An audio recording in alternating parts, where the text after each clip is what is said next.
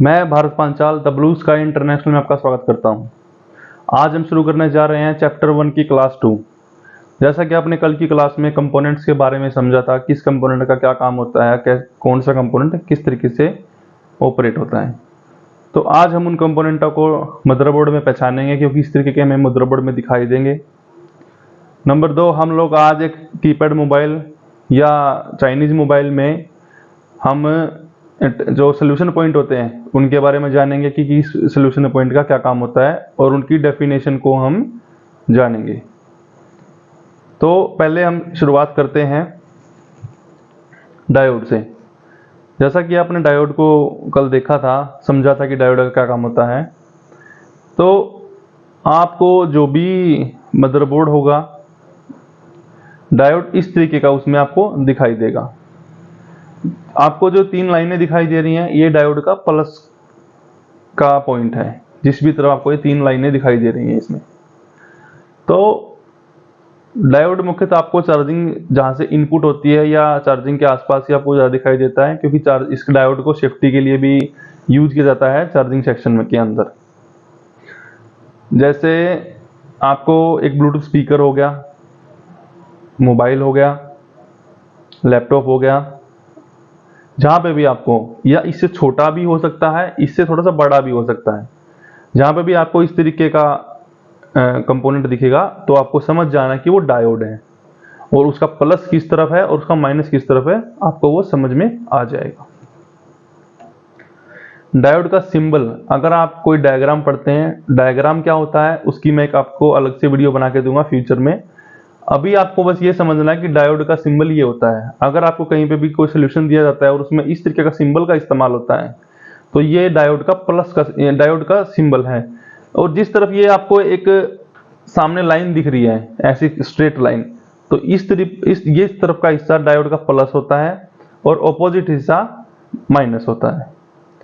अगला कंपोनेंट हमारा ट्रांजिस्टर। देखिए, ट्रांजिस्टर आपको हर मोबाइल में ऐसे 3 पिन का नहीं मिलेगा 3 पिन का, लेकिन एक पिन उसकी ऊपर नहीं मिलेगी।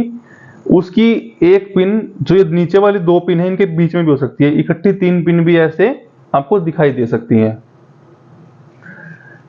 ट्रांजिस्टर का काम आपको पता ही है, जैसे कि हमने कल की वीडियो में आपको समझा दिया था। ट्रांजिस्टर का ये सिंबल होता है।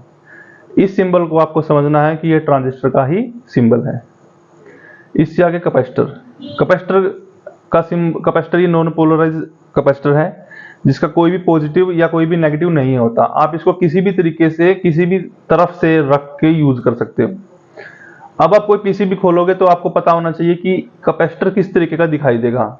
जो ये येलो कलर का होगा, और ये किसी भी छोटा या बड़ा, तीनों हमारे पास इसकी आपको इमेज दिखा रहा हूं मैं आपको, तीनों तरह का में से किसी भी तरीके का हो सकता है, तो वो कैपेसिटर ही होता है।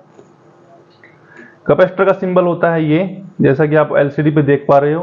आपको याद रखना है, आपको हर एक चीज का सिंबल पता होना चाहिए। ये हमारी कॉइल होती है। देखिए, कॉइल पीसीबी में इस तरीके की भी हो सकती है। ऐसी कॉइल आपको मुख्य रूप में पावर बैंक या कहीं पे भी जहां पे इलेक्ट्रिसिटी को मल्टीप्लाई किया जाता है, बढ़ाया जाता है, तो आपको कॉइल वहां पे मिलेगी। कॉइल इससे छोटी भी हो सकती है, इससे और बड़ी भी हो सकती है, और किसी मतलब कि एसएमडी कंपोनेंट के अंदर छिपी हुई भी हो सकती है, राउंड कॉइल भी हो सकती है। तो आपको ध्यान रखना है कि कॉपर कहाँ पे आपको दिखाई देता है। जहां पे अभी आपको कॉपर दिखता है लिपटा हुआ, समझ जाना वो कॉइल है। कॉइल का ये सिंबल होता है, जैसा कि आप एलसीडी पे देख पा रहे हो। रसिस्टर देखिए, आपको इस तरीके का रेसिस्टेंस आपको मदरबोर्ड के अंदर दिखाई देगा।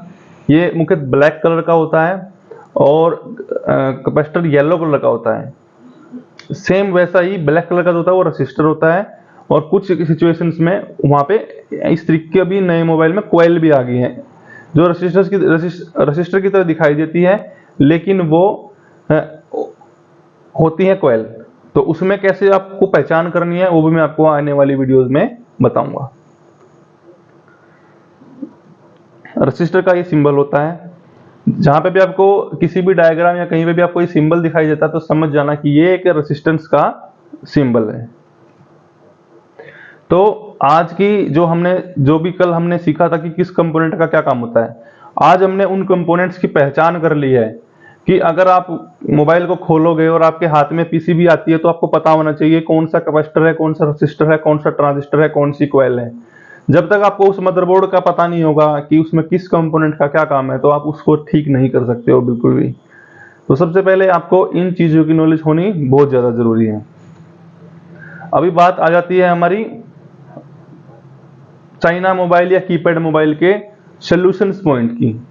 आपको करना क्या है, आपकी शॉप पे या आपके पास कोई भी एक चाइनीज मोबाइल होगा, आपको उसको ऐसे निकाल लेना है, बिल्कुल जो आपके पास डेड पड़ा हो डेड को निकाल लेना, और उसका कीपैड का जो पत्ता होता है हमारा उसको भी उतार लेना है। अब आपको करना क्या है, इसके पॉइंट्स को पढ़ना है। देखो आपको यहाँ पे बहुत सारी चीजें लिखी मिली होंगी। यहाँ पे एक लिखा हुआ है VBAT, तो इसका मतलब है बैटरी का पॉजिटिव टर्मिनल। अगर आप इस पे और बैटरी के प्लस पे अगर आप लोग मीटर का बीप पे सेट करके चलाओगे तो आपको बीप सुनाई देगी, क्योंकि ये बैटरी का प्लस पॉइंट यहाँ पे सोल्यूशन टेस्ट पॉइंट दे रखा है। तो इस पॉइंट को हमें टेस्ट करने के लिए हम इसको ऐसे इस पे भी बैटरी के प्लस पे और यहाँ पे हम मीटर को लगा के चेक करेंगे तो ये बीप बोलना चाहिए, तो ये आपको पता लग जाएगा कि बैटरी का प्लस है। अभी GND लिखा हुआ है, GND का मतलब शॉर्ट फॉर्म लिखा हुआ है, फुल होता है ग्राउंड। ग्राउंड आपको पता ही है, बैटरी का माइनस जो होता है वो ग्राउंड होता है, और वो आपको जितने भी पीसीबीज की हर जगह पे आपको माइनस मिल सकता है। मान लीजिए आपको जो भी कोई पट्टी दिख रही है इधर उधर, आपको माइनस का ट्रैक आसानी से मिल जाएगा। फिर लिखा हुआ है DP मतलब data positive, DM data minus. ये है हमारी चार्जिंग जैक की जो USB के जो केबल कनेक्शन होते हैं, ये उनके पॉइंट हैं।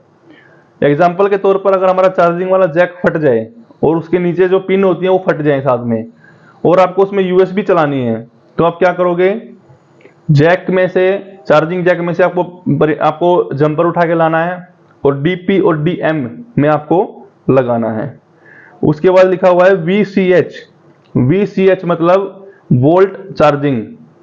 V stand for volt, G stand for charging.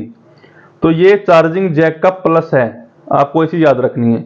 अगर आपका जैक फट गया है, वहां पे आपको ट्रैक नहीं दिख रहा कुछ भी, तो सीधा जैक लगाओ, जंपर उठाओ प्लस का और VCH पे लगा दो और एक ग्राउंड पे लगा दो। आपका मोबाइल 100% चार्जिंग करेगा अगर उसमें IC की तरफ से फॉल्ट नहीं है तो। ऊपर की तरफ लिखा हुआ है PWRKEY। PWR stand for power, KEY means की, पावर की। यहाँ पे इन्होंने एक सोल्यूशन पॉइंट दे रखा है जिसका मतलब होता है पावर की का जंपर। अगर आपका पावर बटन काम नहीं कर रहा, सिचुएशन ये होती है, आप चार्जिंग लगाओगे, मोबाइल चार्जिंग दिखाता है लेकिन ऑन नहीं होता, तो आपको क्या करना है, फोन को जिस तरीके से मैंने निकाल रखा है ऐसे निकाल के इसमें बैटरी लगानी है आपको, चार्ज बैटरी और पावर की और ग्राउंड का आपस में चिमटी से टच करके देखना है। अगर आपका मोबाइल ऑन होता है तो मतलब कि आपका पावर की का कनेक्शन कटा हुआ है, ट्रैक मिस हो चुका है। तो आप पावर की के सोल्यूशन पॉइंट से डायरेक्ट पावर बटन पे जंपर भी दे सकते हो, जिससे आपका मोबाइल नॉर्मल बटन से स्टार्ट होना शुरू हो जाएगा। अब यहाँ पे लिखा हुआ है SPK स्टैंड फॉर स्पीकर। जहां पे भी आपके मदरबोर्ड पे स्पीकर SPK लिखा हो और 2 पॉइंट लगे हों, वहां पे आपको स्पीकर के प्लस और माइनस लगाने हैं।